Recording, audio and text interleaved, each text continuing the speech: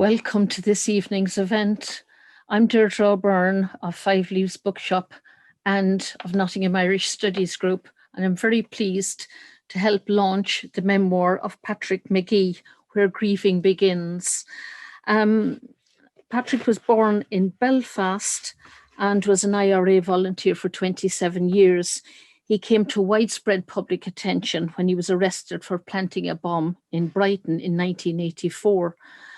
And he's going to talk tonight about how the memoir addresses his involvement in the peace process, in Truth and Reconciliation, and more details of that will come. The link to the book, which is on sale at Five Leaves, of course, is in the chat box. Tonight, I'm going to interview Pat for about 20 to 30 minutes, and then there'll be time for an audience Q&A. If you have questions, could you put them in the Q&A function, please, not in the chat box? I'll be keeping an eye on the Q&A, and I'll pick out the questions for asking Pat. So, Pat, could you tell us a bit about the kickstart of this book? Why did you write it? Okay, Deirdre. Well, first let me thank Five Leaves for hosting this event. Well, the book has been in gestation for quite a few years. It started out as an attempt to try to explain to, I think, basically an English audience, why somebody like me, who was brought up in England, born in Belfast but brought up in England, only returning to Ireland at the age of 19, why I then joined the IRA. And so that was the initial idea. It expanded, but when it came to actually getting down and doing the series writing, and which was been in the last 2 years, I changed it. So, like memoir, for example, suggests that I'm going to look in some depth at events, themes in my life. And given the nature of my life, there's so much I can't talk about. So it's a strange sort of a memoir. So I've also wanted to reach, I decided to try and reach a wider audience than strictly like an English or British audience. So I hope that's reflected in the way the book's written. It was quite fluid, not too much detail or historical detail. I wanted to set the conflict between the IRA and the British state. I wanted to set it into a context that was could reach as wide an audience as possible. I also wanted to show certain themes and events in my life and how they impacted on me and led to a development in my own thinking, culminating in the last 20 years of involvement in talking to victims and people affected by that conflict. So, as I said, the book itself has evolved during the last few years. Even in the writing of it in the last couple of years, I think it's undergone some change. You can actually see that as a process in the writing. I'll go back a little bit in time to when you were a young person and you first joined the IRA. You talked about being taken from Belfast, where you were born, and being brought over to Norwich. And as a young boy and a young man, you said you felt lost, directionless even. There's a very clear sense when you go back to Belfast, a strong sense of community there, and that when you leave Belfast later on, you lose that. Could you tell us a bit about that sense of community in Belfast? Well, my strongest, fondest memories are of me up until I was 4 years of age. My memory sort of kicked in when I was 2. And I can, when you're that age, you don't have no concepts of dates or time. Yeah. But I can relate it to events like Christmases and birthdays and certain events too. So and quite a sizable number of memories. And I used to take them out and think about them, as a child growing up in Norwich in England, because they represented everything that was positive to me. Everything about Belfast was positive in contradistinction to the estrangement I felt in Norwich growing up. Not particularly anything to do with being in England. I think it was just my parents went over there. My dad needed to get work, no work in Belfast. And it was a struggle for them. And my memories of Belfast, even though it was like a poor district, everybody was poor around you, and they all pooled together, and there was great happiness always, as I remembered, a child's memory. But we would have went back on holidays, and every time I went back there, or when relatives from there came over to England, it reawakened all of that. So I've always felt very, very close to it, very, very close to it, and I would have considered it, where I belonged. And there is a strong sense too of the movement. I know, it came out of the political struggle and all the rest of it, but there's a strong sense of that being knitted into the community and giving you a sense of belonging too, and a sense of purpose, as you said, from a feeling of being lost and directionless. There is a sense of commitment. It is called a movement, it's called a cause. That's quite strong in the book. And the processes that shape you, sometimes they're so intangible. You have to really struggle to think, where did that idea come from? Where in my past did I get these ideas? And so, for example, in my family, there was quite a strong Republican connection. If you go back 2 generations to the generation of my grandparents, both sides of the family would have been involved, and they would have been interned. I was brought up in stories. I do remember them of both my grandmothers, for example, carrying weapons under their shawls. I don't know if you've ever seen the old photographs of Ireland at the beginning of the 19th century. The shawlies, the women with the long black shawls, they were still in existence in the 60s in Belfast. But so I knew when I saw them, and I could relate that to my grandmother. I'm thinking my grandmother, both my grandmothers would have been, I guess, middle-aged women, and they were carrying weapons under their shawls. That would have been common in that period. It was how the community dealt with the external threat. Particularly around the time of partition in 1920, when there was an enormous amount of violence in Belfast. In the first few months of the partition of Ireland, there was about 500 people killed. It was an extremely violent period. And to the extent that in some areas, people had to dig holes in walls to connect into their neighbors' houses. They couldn't go out in the street because of snipers. Very dangerous situations in some of those areas. And I somehow imbued this, inculcated or whatever. Nobody sat me down and told me about these things. But as a child, you see relatives talking. They're talking, and you're picking up on it. It's not directed at you, but you're absorbing it. So I would have known, for example, that my paternal grandfather in particular, he had been actually in the British Army, and he'd had served out in India. He had actually been in the Western Front, then served out in India at the end of the First World War, at the time of what you would, I'm sure, will remember as the Connaught Rangers mutiny, when Irish men in the British Army, a British Army regiment, the Connaught Rangers, were getting word back from Ireland of what the Black and Tans were doing in Dublin and Cork and Ireland in general then. And they're thinking, well, we're here serving the crown, and that same crown is terrorizing our people at home. And so they protested. They raised the tricolour.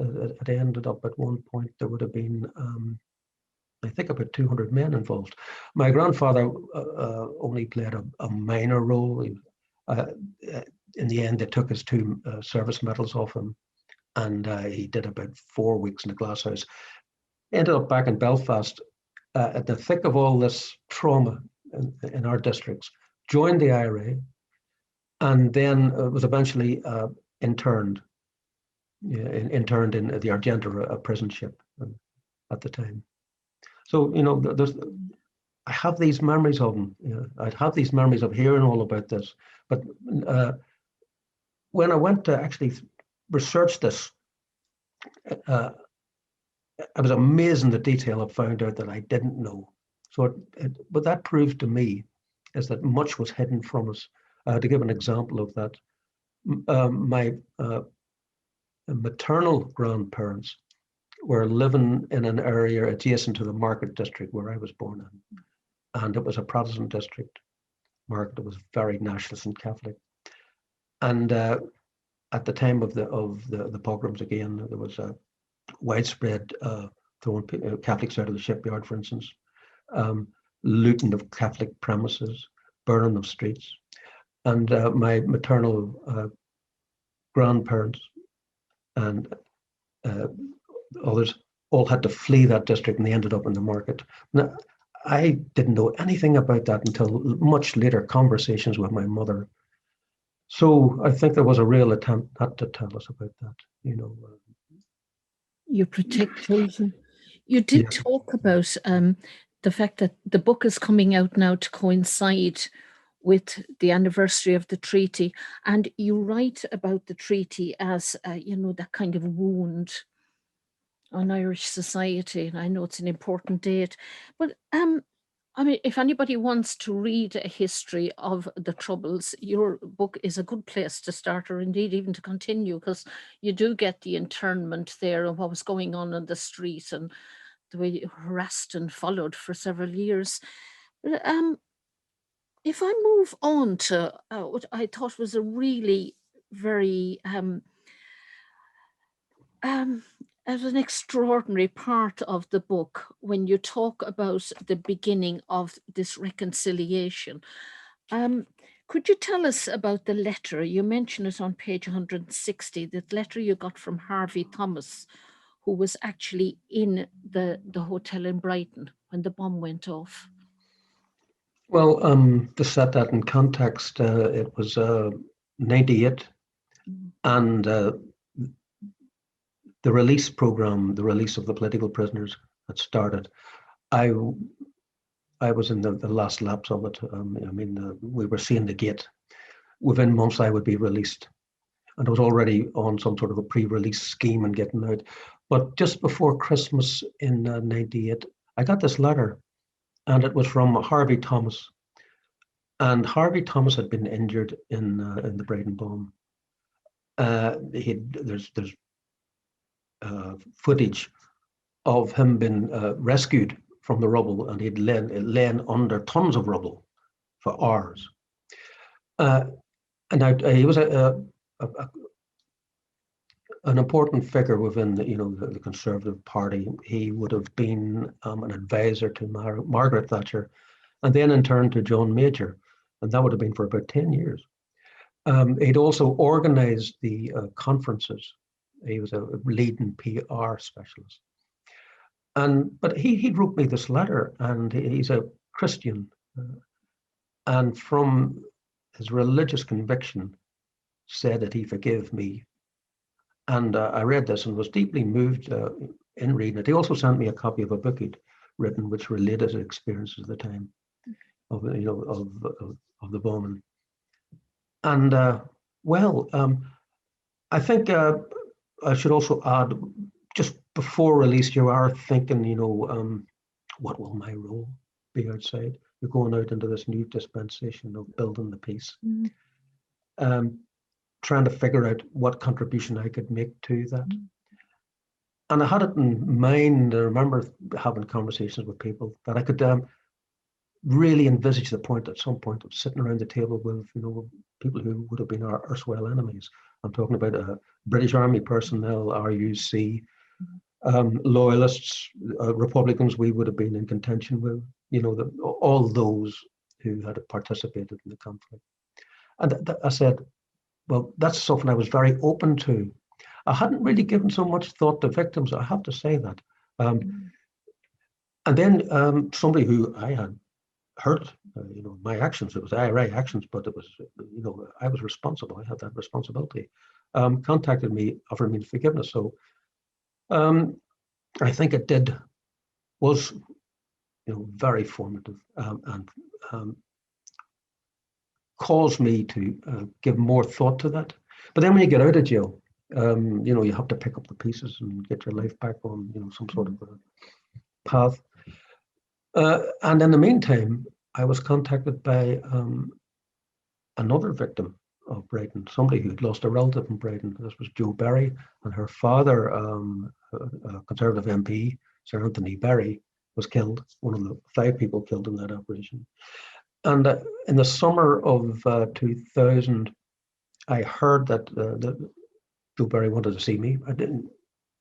I suppose the only thing I would have wanted to know was why, or is it likely to be confrontational? And I wouldn't have agreed if that was a possibility. But I was assured by people who had known her, talked to her, and know that she was somebody who just wanted to put her father's death in some form of a context, And I think readily enough agreed to it without giving it too much thought beyond that, as I said. But the actual meeting didn't take place until about 5 months later, in November 2000. And well, there's a chapter to that. It's probably the hardest chapter to write. It was and even having gone through the book again, obviously, I see that it kind of stands apart. Yeah. It stands apart. You can read it separately. It's like a break in the flow in some sense. And I think it wasn't really designed like that, to be perfectly honest. I didn't sit down with this intention of, contriving this. It just was the way I made sense of it. And I was trying to really put myself back in that moment, in time, and the impact of it, because no doubt about it, was really elemental. Caused a lot of rethinking, rewiring nearly on my part. I'd been somebody who'd been heavily involved in the conflict outside of jail and in jail, because in jail, if you're a Republican in jail, a political prisoner, you would have considered the jail as another front in that struggle, And so this was something entirely new to me, new experience. And I just tried to make sense of it. And in the book, try to convey that. I thought it came across very well.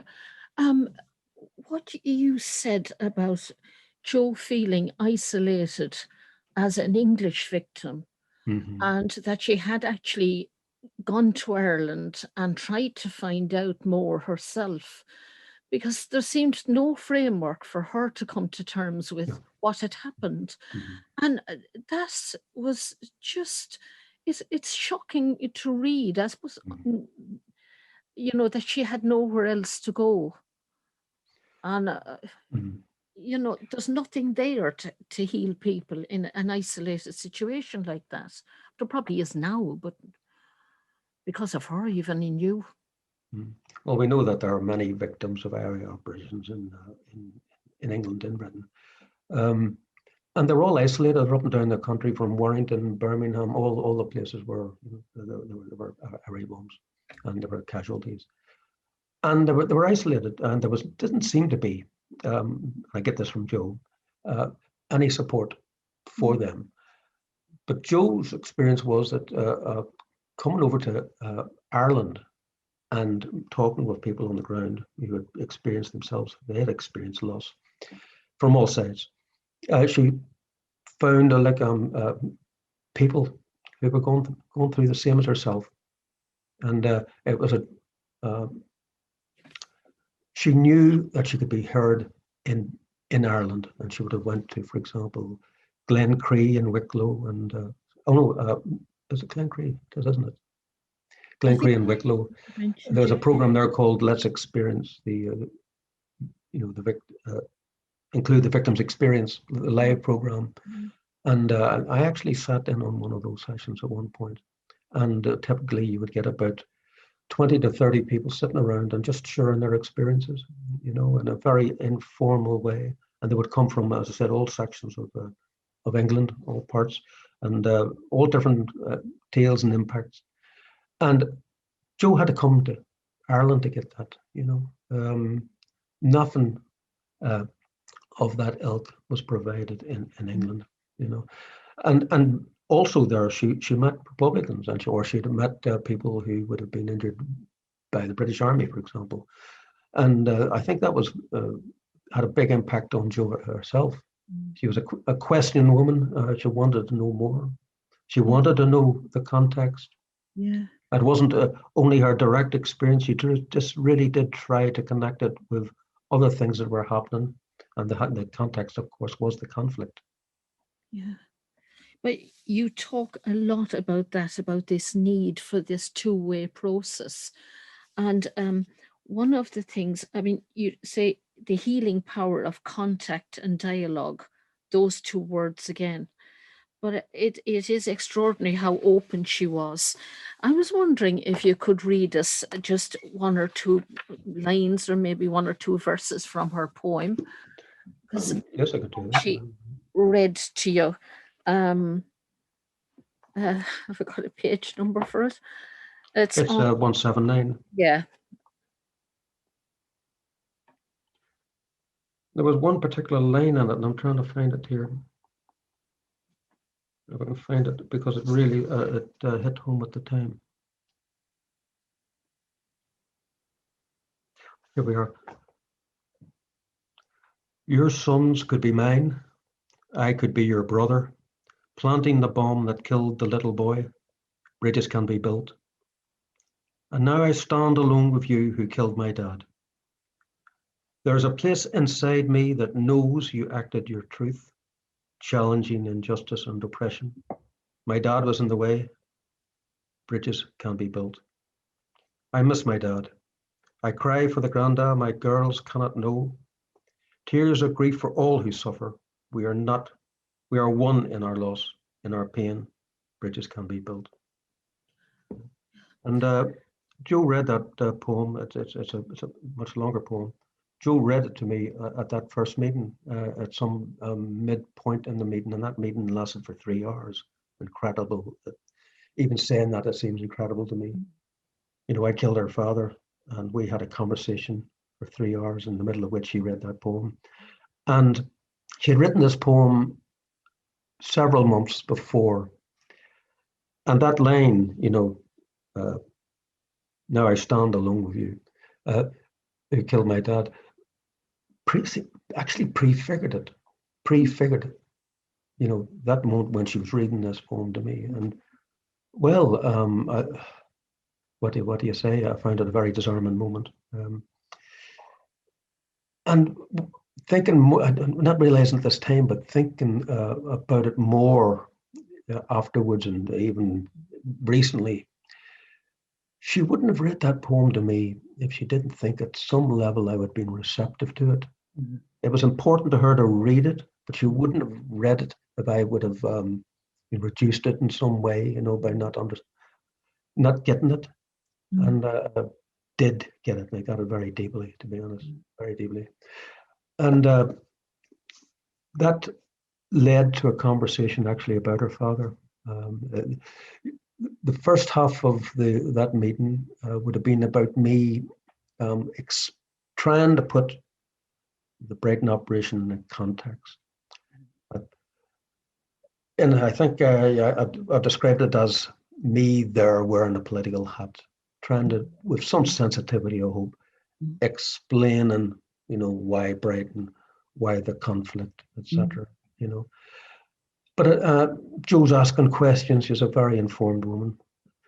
And then she was telling me things about her father, and then just something twigged in me.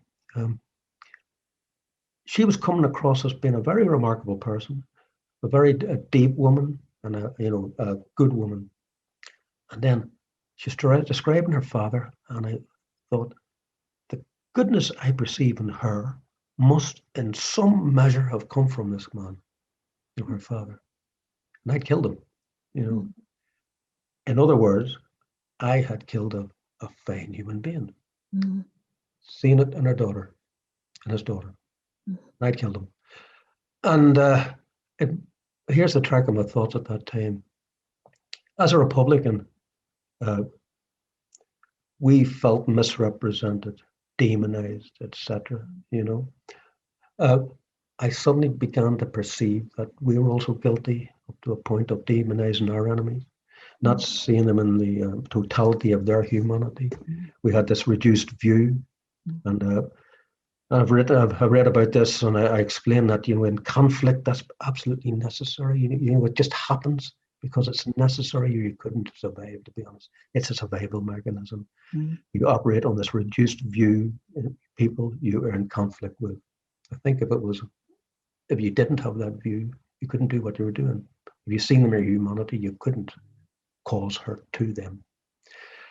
And so lots of thoughts. How can you replicate this experience?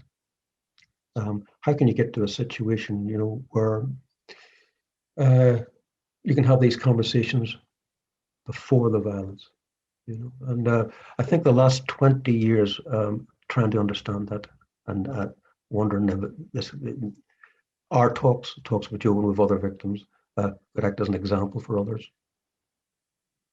I've written about it. There's an initiative called the Forgiveness Project.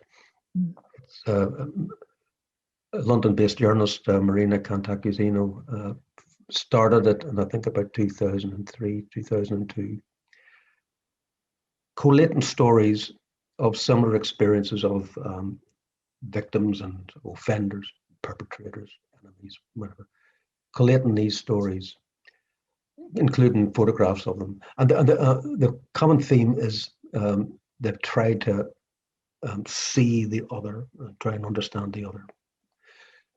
All different outcomes to these stories, but that's the common thing. And I know that Jo can speak for herself, and she's spoken very eloquently, and I'm so proud of the fact that Jo has written the foreword to my book. That we knew that what we were doing was, unusual, but finding out that this is a thing that happens in all areas of conflict. Whenever you have conflict, there are examples of people prepared to deal with it in a very deep way, on a personal level. So that was I don't know what word you'd say it, but that was enormous help, knowing that we were not alone. It's horrible to think that this was unique, and you don't want it to be unique. You want to share it. You want others to benefit from what we felt was a benefit. Yeah. And you talk about it in terms of this epiphany, this realization that, you knew you had lost a lot with the breakdown of your marriage and like the long years when you didn't see your son. But I thought it was that moment of insight of the othering of the other side. As you say, it's inevitable in any war. But I mean, ever since, you and Jo have traveled the world and spoken to so many groups, and it's become like an enormously influential network of people working towards building these bridges. Well, you'll learn, as I said, that these networks are out there. People are linking up and trying to share and spread, spread the benefit. Jo, much more so than myself, I have to say. Particularly in the last couple of years, I've kind of stood back, in large part because of the book, wanting to get all that down, trying to make some sort of sense of it on paper, But I mean, we must have met. I lost at one point. I think I counted up to 100 times we had shared a platform, and we've spoken in schools, in prisons, conferences. We've traveled to places like Rwanda and Lebanon and Palestine, Israel. And I think it must be, it's nowhere near exaggeration to say there's more than 200 occasions we've spoken now, And isn't that remarkable? I mean, I killed Joe's father, and yet we've continued to meet over a period of 20 years for more than 200 times, I think so convinced we are that there's value in what we're doing as an example to others. And you write very openly about the difficulties and the times where there was. Oh, there was times when it couldn't continue. You know, we both had to just couldn't do it anymore. It was just too tough. Thank you for asking that, because in saying that we met 200 times, people might assume that it was an easy thing. It's never easy. It's never easy. You're doing it because, as I said, you're hoping to be an example, but you're also doing it because it's an exploration. You're looking for answers. Joe's not, wouldn't say, oh, I think that she's out to change me, etc. It's not, but it is an exploration, and isn't, you know, we're looking back all the time. I think one common lesson we've learned is, you know, I think we both really cannot abide certainty, you know, that certitude, you know, certitude of people. So, you know, we've cemented in their view of the world. I think it's absolutely essential that we look and appraise all the time. You know, in part, that's what writing the book was about, trying to look over it, you know, trying to think why I got to here at these different stages. I'll leave it to others to decide whether how to the extent of it, I've changed over that period. It's been a long process, because you talk about like internment, the political education you went through, and then later on when you were studying for degree and doing the PhD. I mean, it is a long learning process. That it's very impressive that you came out and went through a much more painful learning process. But it's clear you are somebody who's open to finding out more and just figuring out stuff. The understanding and forgiveness. I mean, as I said, you know, you make clear yourself, there's dangers involved, and you talk about being aware of the danger of re-traumatizing people. For instance, at one event, you said you were invited, but participants were not informed. You didn't know this. And you talk about like people having to be quite careful in doing this. It's not, well, there's no way it's easy, but the structures, people have to be careful about the structures that are put in place. Yeah, you have to, it's a provision of a safe space. It's nearly a sacred space. Yeah. And I think it was terrible the way I was thrust into that, unbeknownst to me. I thought that the participants there were aware. I thought, this is great that they would be inviting me into this. And it wasn't until I was sitting in the room with these people that I had the first inkling that none of them knew I would have been there. And it was deeply shocking to me, shocking to them, obviously. Yeah. And not the way to do it. Yeah. But I mean, the thing that stood out, and I want to move on and ask the audience, I know will have questions, but you talk about like there's been invitations from the nationalist side to people on the loyalist and union side to speak to you. There haven't been very many the other way around. But one of the things you mentioned, that more resources are needed, that you do need to have structure and money, actually, that the resources are not being put into healing, and how much resources and cost and everything go into setting up a conflict. Why you don't have the kind of resources poured into heal. The same resources were ploughed into efforts to prevent conflict, you know, as were put into armaments, etc. You know, the different world we're living in. There's no doubt.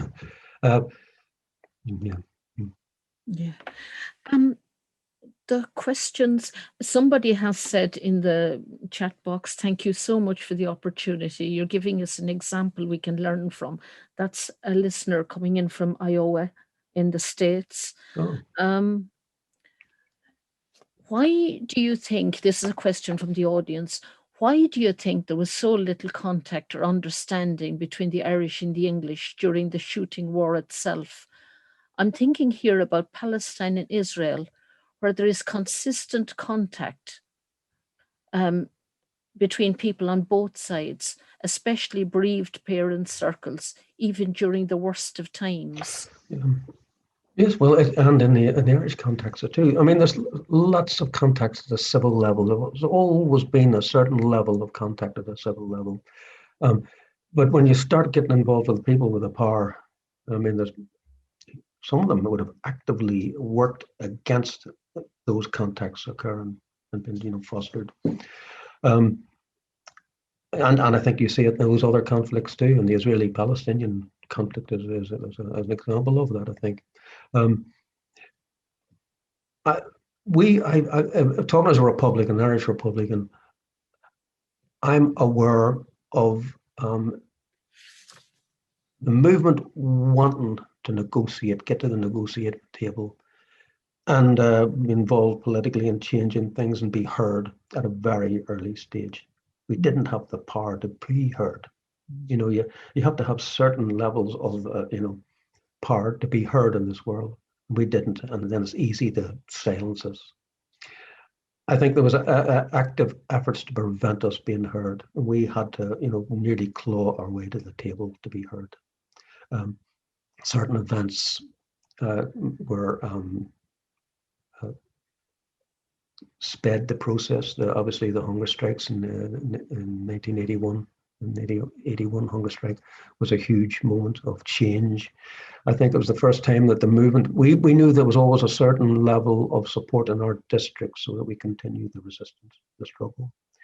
But because of the hunger strike and the people coming out and protest and raising the issues, etc., and then eventually voting for Sinn Féin and voting for people on a anti-H block ticket in support of the hunger strikes, etc., and Bobby Sands is getting into becoming an MP, that changed it. It meant that we had got a sense of the level of support there were, and that changes things. You realize you just have to develop this. You harness it.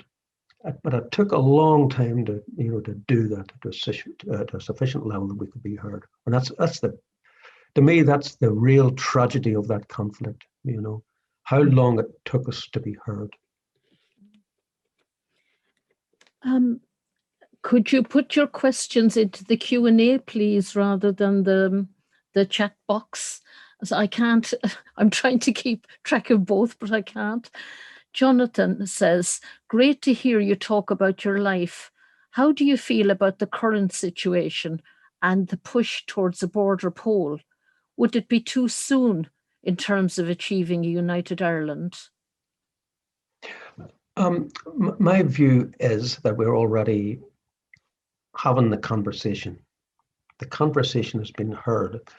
That has to be developed. That has to be facilitated, and to the point where everybody feels they're heard. Everybody has an input into it, feels they're heard, and that the outcome, what we can manage to form together will suit everybody.